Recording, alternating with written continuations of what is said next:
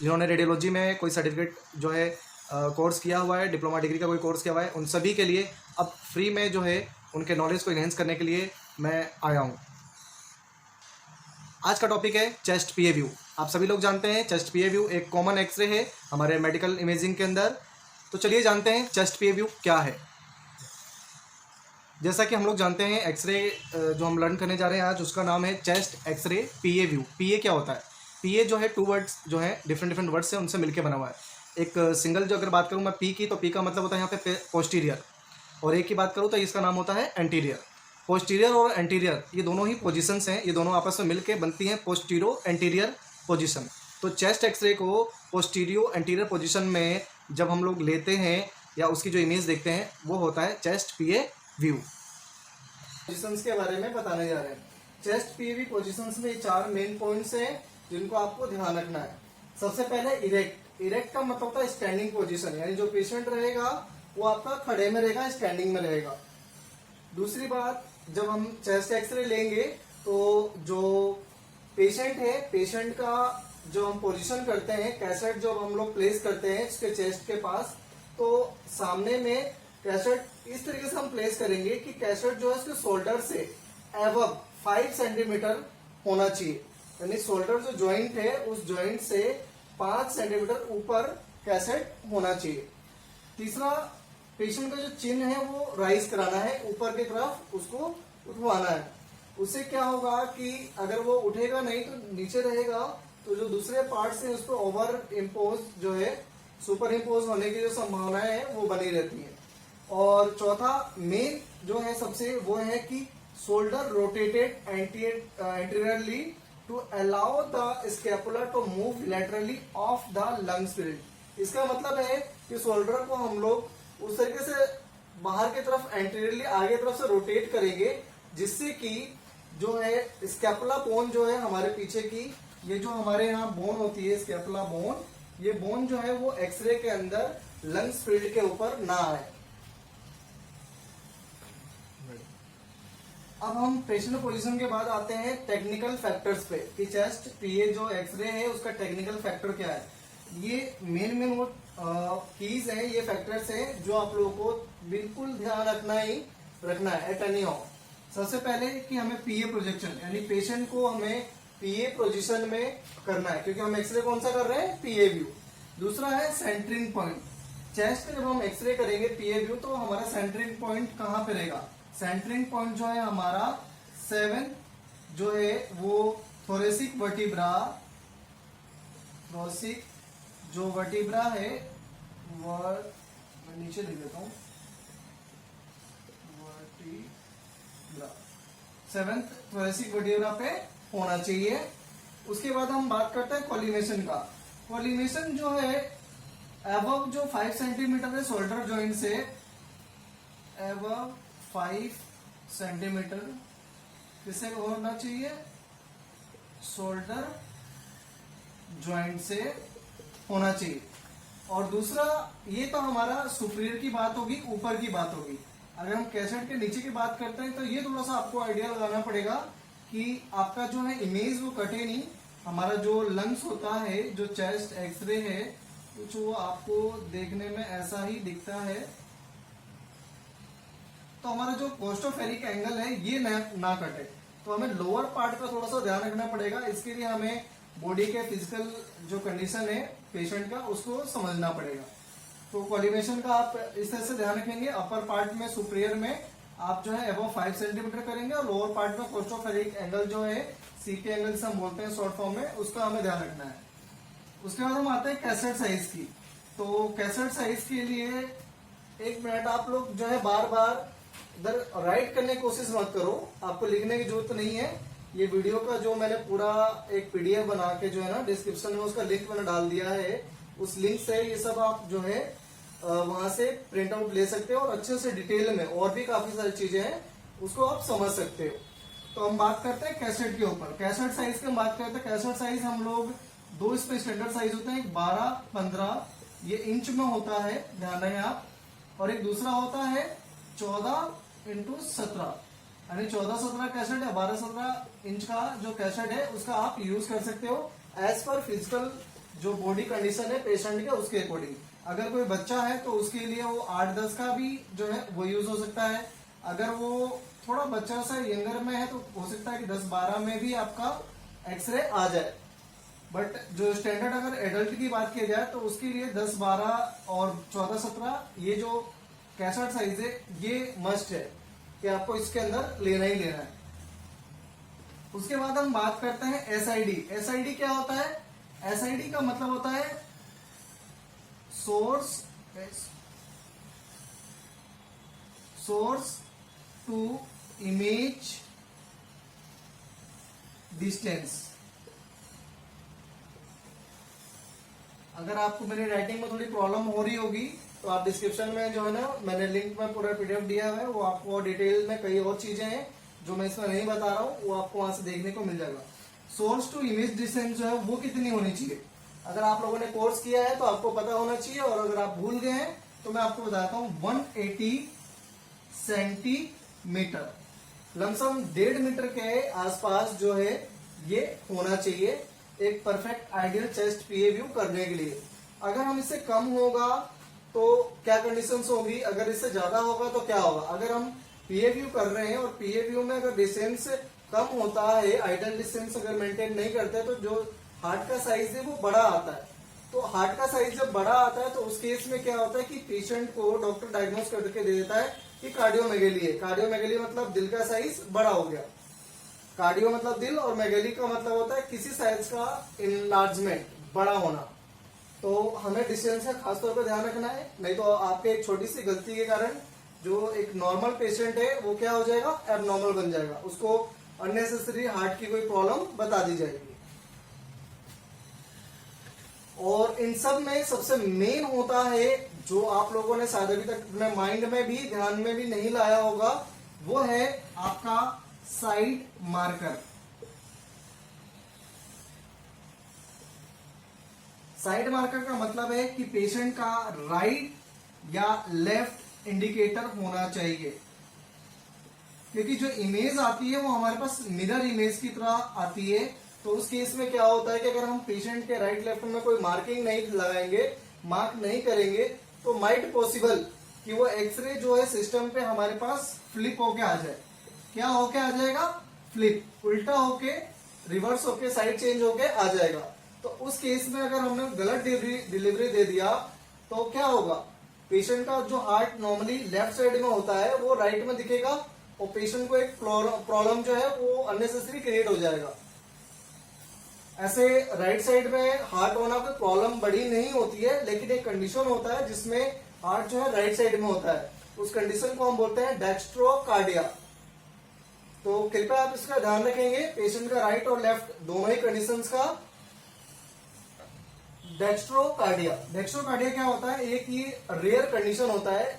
इस कंडीशन में क्या होता है कि जो हार्ट होता है नॉर्मली कहाँ होता है? नॉर्मली ये हमारे लेफ्ट साइड में होता है, लेकिन जब इस कंडीशन की बात करते हैं तो इस कंडीशन में जो हार्ट होता है वो रेयरली क्या होता है? राइट साइड में होता है। राइट साइड हार्ट जो है वो प्लेस्ड होता है। अब मैं आपको ये इतना डीपली क्यों समझा रहा हूं? डेक्स्ट्रोकार्डिया आपको पढ़ने के लिए या देखने के लिए बहुत कम ही मिलेगा, बट मैं आपको डीपली इसलिए समझा रहा हूं कि कई बार क्या होता है कि छोटी सी गलती, एक जो राइट साइड का जो मैंने मार्किंग का बताया था, वो मार्किंग की अगर गलती करते हो आप तो कितना बड़ा जो इशू बन सकता है, या सामने वाला जो पेशेंट है उसको लिए कितना ज्यादा उसकी जान पे आ सकती है, ये आप अंदाजा नहीं लगा सकते। सपोज डेट कि अगर कोई पेशेंट है एक्सीडेंट का, उस पेशेंट को इंजरी हुई है लेफ्ट हैंड साइड में, लेफ्ट हैंड साइड में उसको इंजरी हुई है और डॉक्टर जो है उसको एक्सरे रिकमेंड करता है। चेस्ट में इंजरी होने के बाद एक्सरे टेक्नीशियन ने कर दिया, टेक्नीशियन ने एक्सरे कर दिया और एक्सरे को उसने विदाउट मार्कर किया है। जब वो विदाउट मार्कर एक्सरे करेगा तो क्या कंडीशंस होंगी? जब वो विदाउट मार्कर करेगा एक्सरे तो उस केस में क्या होगा कि ये लेफ्ट साइड है या राइट साइड है, वो एक्सरे कंफर्म नहीं कर पाएगा कि वो राइट में या लेफ्ट में। या फिर अगर वो जो पेशेंट है जिसका ये एक्सरे हुआ है वो रियल रियल डेक्स्ट्रोकार्डिया पेशेंट हुआ जिसका जो हार्ट है वो लेफ्ट में। नॉर्मल एक्सरे की तरह जो टेक्नीशियन है या जो व्यक्ति एक्सरे कर रहा है वो बना के इस फॉर्मेट में दे देगा। यानी आप लोग जानते हैं कि ये फॉर्मेट में ये जो होता है हमारा हार्ट का एरिया होता है, यहाँ पे हमारा हार्ट होता है, तो हार्ट के एरिया में उसने फ्लिप करके नॉर्मल पेशेंट की तरह उसने दे दिया, लेकिन वो कंडीशन क्या थी, डेक्स्ट्रोकार्डिया था, उसका हार्ट कहाँ था, राइट साइड में। तो ऐसे में क्या हुआ कि डॉक्टर जो है ऑपरेशन या जो भी कुछ उसको ट्रीटमेंट करना है उसके अकॉर्डिंग किधर दे देगा, वो उसके उल्टे साइड में, राइट में दे देगा। तो पेशेंट की प्रॉब्लम क्या है, बढ़ जाएगी। तो कृपया करके आपको मार्कर का खास तौर पे ध्यान देना है। और इस बात को जो मैं आज बता रहा हूँ, जो मैंने आपको एग्जांपल दिया, ये एग्जांपल नहीं है, एक रियलिटी है जो मैंने देखा है कहीं पे ऐसा होते हुए। ठीक है, अब टेक्निकल फैक्टर के बाद हम लोग चेस्ट पीए के टेक्निकल एवोल्यूशंस जो है उसके बारे में समझेंगे और जानेंगे। इसमें जो मेन है, कुछ मैंने अभी लिखा है, कुछ और मैं अभी लिख देता हूं। Entire lung fields should be visible from the apices down to CP angle।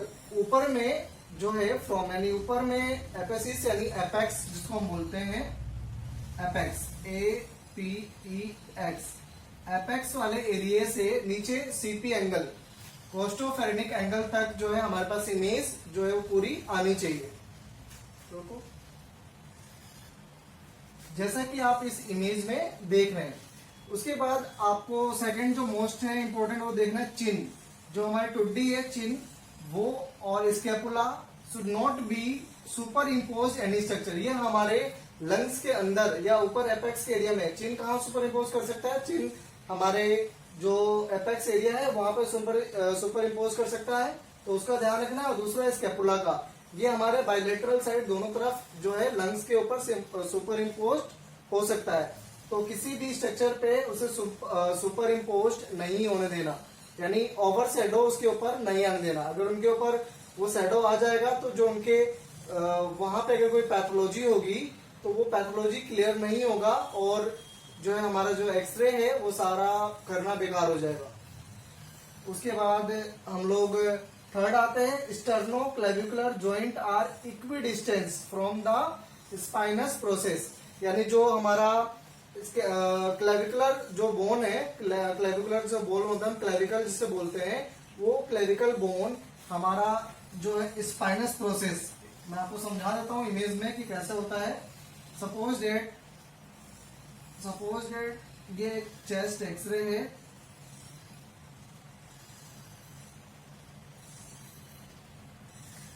और जो ये बीच का एरिया है यहाँ से हमारे स्पाइन की जो है बॉडी आती है।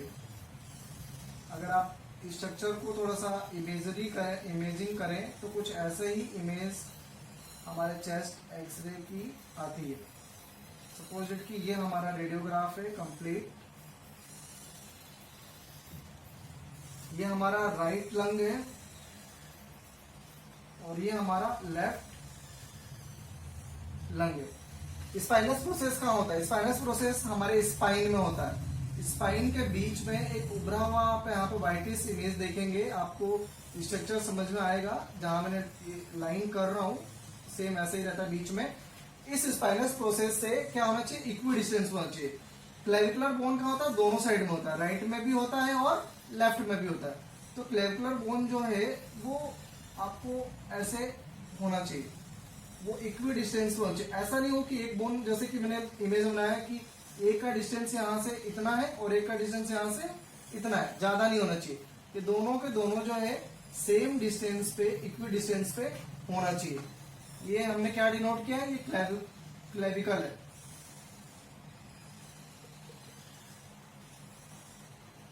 क्लेविकल या सॉरी मैं आपको क्लियर कर देता हूँ। क्लेविकल क्या है, ये बोन है, ये क्लेविकल बोन है बायलेटरल साइड में, तो ये इक्वी डिस्टेंस पे होना चाहिए। ठीक है, अगर इक्वी डिस्टेंस पे नहीं है तो एक्सरे क्या हो जाएगा, इसको हम बोलेंगे रोटेशन,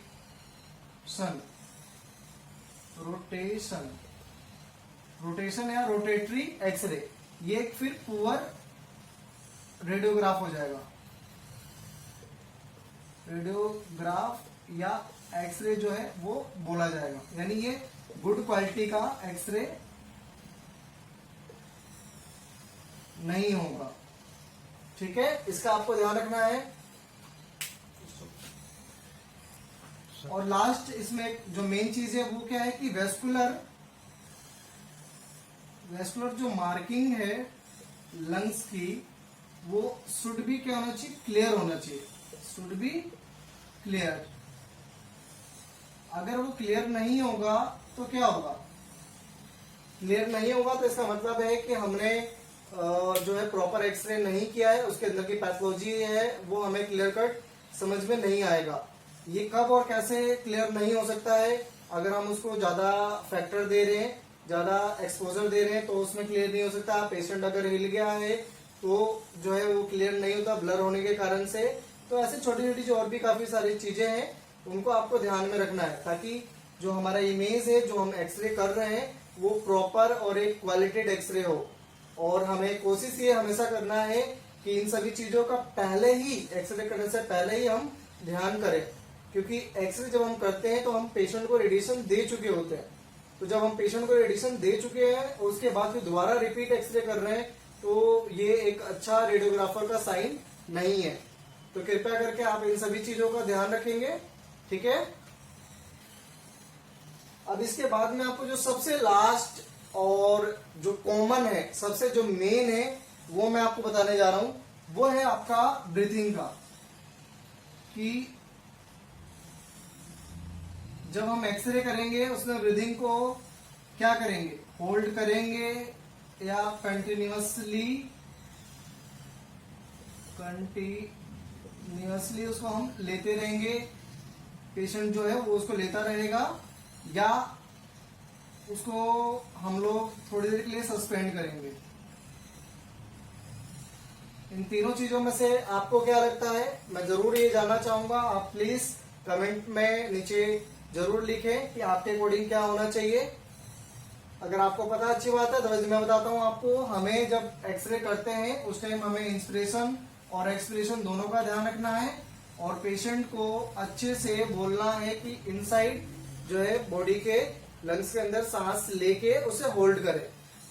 होल्ड करने से क्या होगा कि जो इमेज है वो प्रॉपर क्लियर आएगी। अगर वो सांस लेता रहेगा और अपने प्रोसेस कंटिन्यू रखेगा तो अंदर के जो वेस्कुलर मार्किंग है जिसके बारे में अभी मैंने बताया था वो क्लियर नहीं आएंगी, या कोई भी जो पैथोलॉजी होगी वो उस मूवमेंट के कारण से, कंटिन्यूसली होने के कारण से हमें समझ में नहीं आएगा, और जो डॉक्टर है उसकी रिपोर्टिंग प्रॉपर नहीं कर पाएंगे। मुझे उम्मीद है कि आज जो मैंने आप लोगों को चेस्ट पीए व्यू के बारे में बेसिक जानकारी दिया है, ये आप लोगों के लिए रियली बहुत ही इम्पोर्टेंट इंफॉर्मेशन रहा होगा। और जो मैंने आपको बताया है ये सच में आपका जो बेसिक आधार है चेस्ट पीए व्यू का वो है। तो आप लोग इस वीडियो को लाइक करना ना भूलें और ज़्यादा से ज़्यादा शेयर करें, ताकि आपके साथ दूसरे लोगों को भी मेरा जो ये इन्फॉर्मेशन है, ये जो मैंने आज पढ़ाया है आप लोगों को, ये जो बताया है आप लोगों को, वो वहाँ तक पहुँच जाए। Thank you. अगले वीडियो के लिए प्लीज़ आप मेरे इस चैनल को सब्सक्राइब कर दीजिए।